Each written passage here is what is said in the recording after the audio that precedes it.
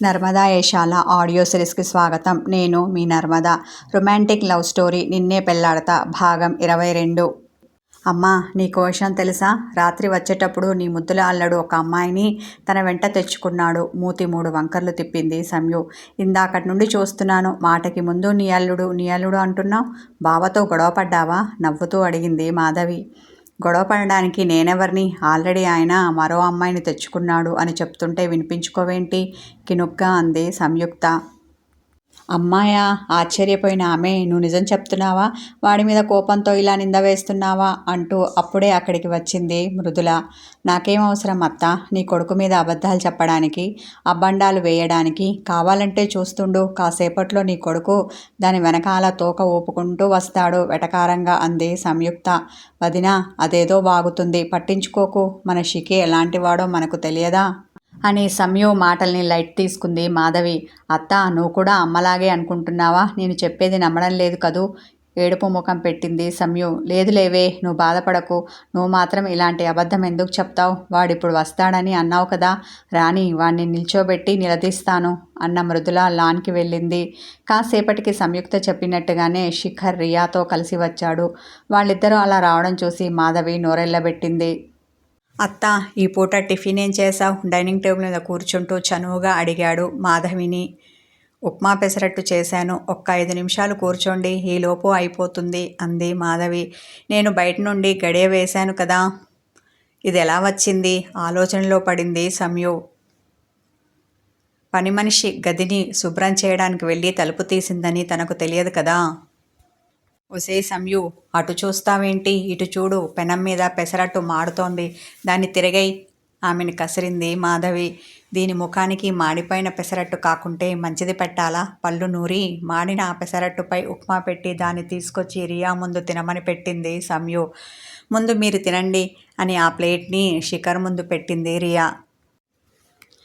మీరు మా గెస్ట్ కాబట్టి ఫస్ట్ మీకు ఆ ప్లేట్ని ఆమె ముందుకు తోశాడు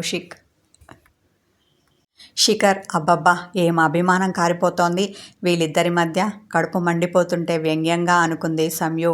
బావ చెప్పింది నిజమే రియా, మీరు మా గెస్ట్ కదా, ముందు మీరు తినండి, బావకి నేను మళ్ళీ తెస్తాను. ఈ నెయ్యి వేసుకుంటే ఇంకా బాగుంటుంది అని ఆ ప్లేట్ని రియా ముందు పెట్టి దానిపైన నెయ్యి వేసింది సంయుక్త. ఇది నా పైన ఇంత ప్రేమ చూపిస్తుందేంటి? కొంపదీసి ఇందులో ఏమైనా కలిపిందా అనుకున్న రియా అనుమానంతో సంయుని చూసింది. ఏంటి అలా చూస్తున్నారు? తినండి మేడం అని మనసులో పళ్ళు నూరుకొని మీదికి మాత్రం పనులన్నీ కనిపించేలా నవ్వి ఆమెకు మంచినీళ్లు పెట్టింది సంయు. కిచెన్కి వెళ్ళి మరో ప్లేట్ పట్టుకొని వచ్చి, ఇదిగో బావా, ఇది నీకు అని అతని ముందు పెట్టింది. రితీష్తో షాటింగ్ చేస్తున్న అతడు సెల్ ఫోన్ పక్కన పెట్టి తినడం మొదలుపెట్టాడు. మాడిపోయిన పెసరట్టు తినలేక ముఖం వికారంగా పెట్టి తింటున్న రియా శిఖర్ రియాక్షన్ ఏమిటా అని చూసింది. సంయు, నువ్వు చెప్పింది నిజమే, నెయ్యి వేసుకుంటే సూపర్ టేస్టీగా ఉంది అని ఇష్టంగా తింటున్న శిఖర్ని చూసి, ఇది టేస్టీనా? తన వికారాన్నంతా ముఖంలో చూపిస్తూ నాలుక బయట పెట్టింది రియా. బాగానే ఉంది కదా, నువ్వెప్పుడు తినలేదు అనుకుంటా, అందుకే నీకు ఈ టేస్ట్ కొత్తగా అనిపించి ఉంటుంది. పర్లేదు, ఈ పూటకు తినేయ్ అన్న శిఖర్, సంయు వెళ్ళి కాఫీ తీసుకొనిరా అంటూ లేచి వెళ్ళి హ్యాండ్ వాష్ చేసుకున్నాడు. ఇటు మింగలేక అటు కక్కలేక నానా అవస్థలు పడి ఎలాగో అలా ఆ ఒక్క ముక్క పెసరట్టు తినేసింది. సంయుక్త కాఫీ ఇస్తుంటే తీసుకోవడానికి మనసు ఒప్పుకోలేదు. దీని రుచి ఎలా ఉంటుందో ఏంటో అనుకున్న రియా, నాకు ఉదయమే కాఫీ తాగడం అలవాటు లేదు అంటూ అక్కడి నుండి లేచి వెళ్ళింది. రియా తింటున్నంతసేపు ఆమె ముఖంలో కదలాడుతున్న భావాలను చూసి ముసిముసిగా నవ్వుకుంది సంయుక్త. నాకు నా బావకి మధ్యలో రావాలని చూస్తున్నావు కదూ చుంచు మొహందానా, ఇక చూసుకో, నేను నిన్ను ఇలాగే ఏడిపిస్తాను. ఇక్కడ నేను ఉండను మహాప్రభో అంటూ నీ అంతలో నువ్వు పారిపోయేలా చేస్తాను.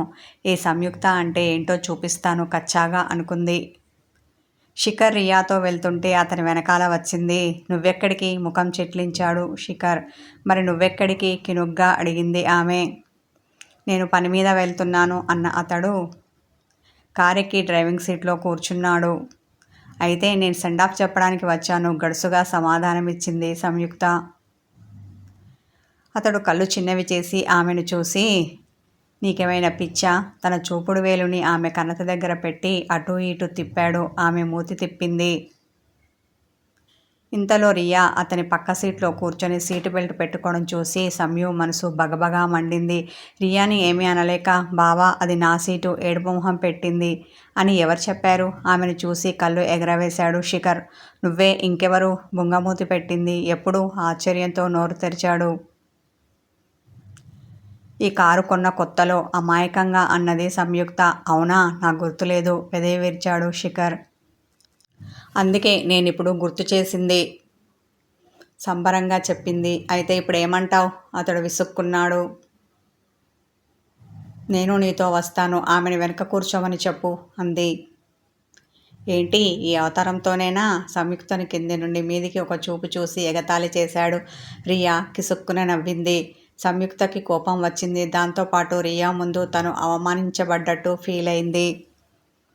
5 minutes బావా, డ్రెస్ చేంజ్ చేసుకొని వస్తాను, ప్లీజ్ వెళ్ళొద్దు అని ఇంట్లోకి పరిగెడుతుంటే, నేను బిజినెస్ పని మీద వెళ్తున్నాను, నువ్వు రావడానికి కుదరదు అని వెనక నుండి గట్టిగా చెప్పేసి కారును ముందుకు పోనిచ్చాడు శిఖర్.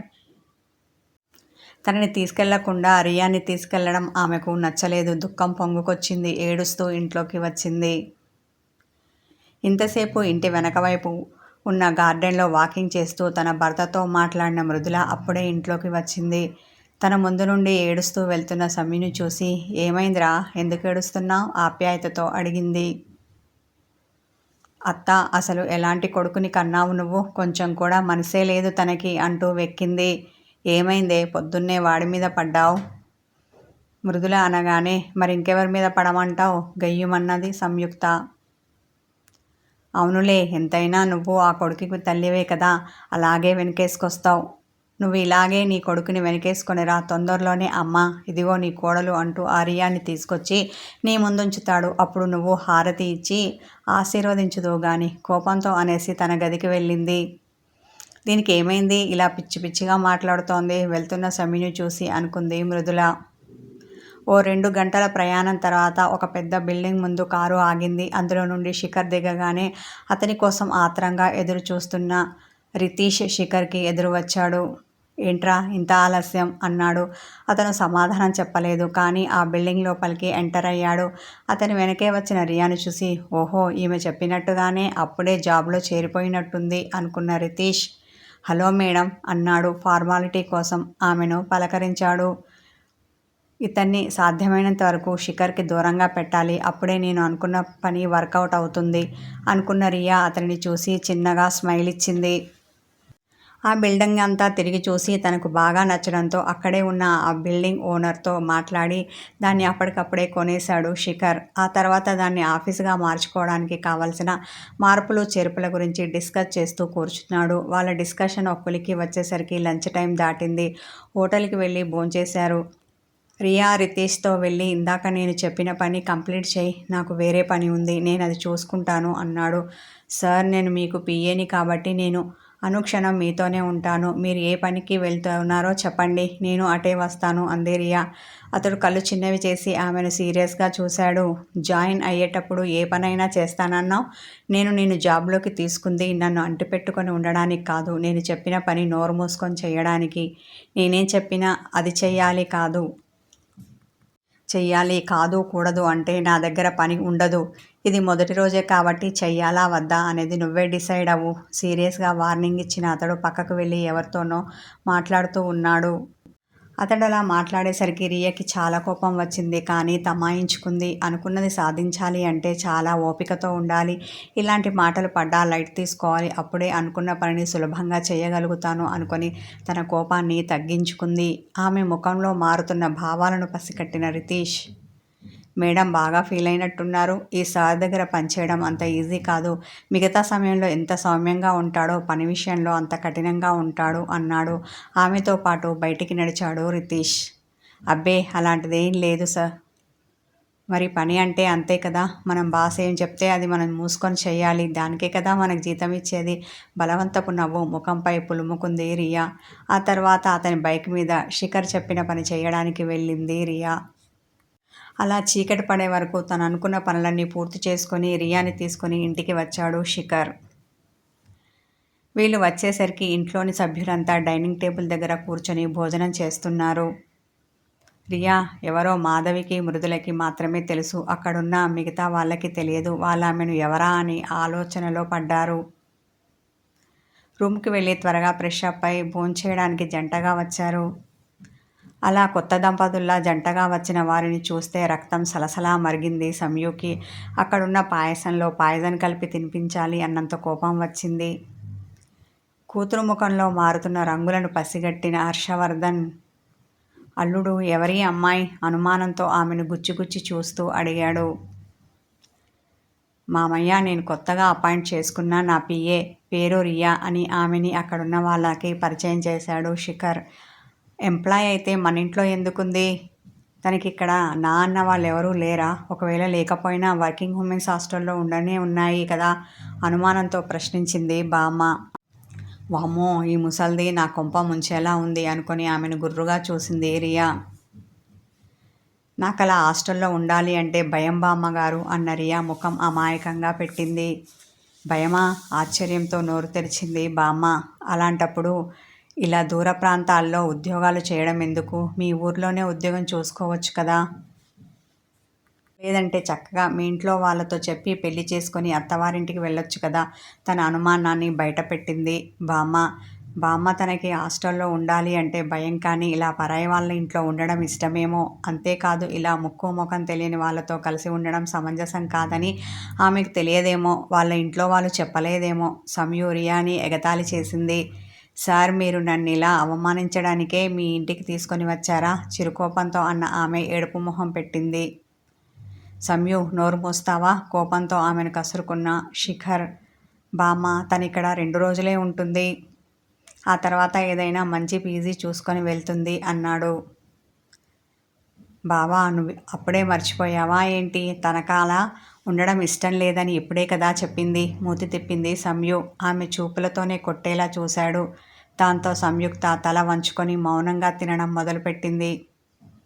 ఈ రొమాంటిక్ కథ కొనసాగుతుంది. హాయ్ వ్యూవర్స్, ఈ స్టోరీ వీడియోస్ని ముందుగా చూడాలి అనుకుంటే నా ఛానల్కి మెంబర్షిప్